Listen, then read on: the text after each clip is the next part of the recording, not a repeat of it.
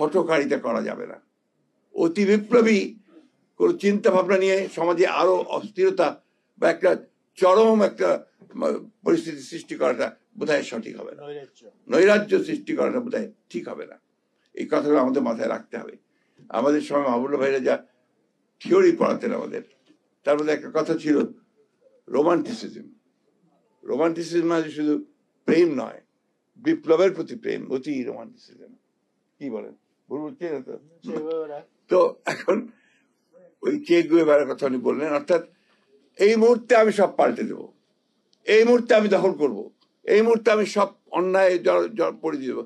এটা হয় না। You have to go step by step.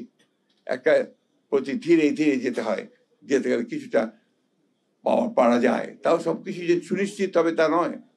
আজকে বদলায়, সবকিছুরই পরিবর্তন হয়।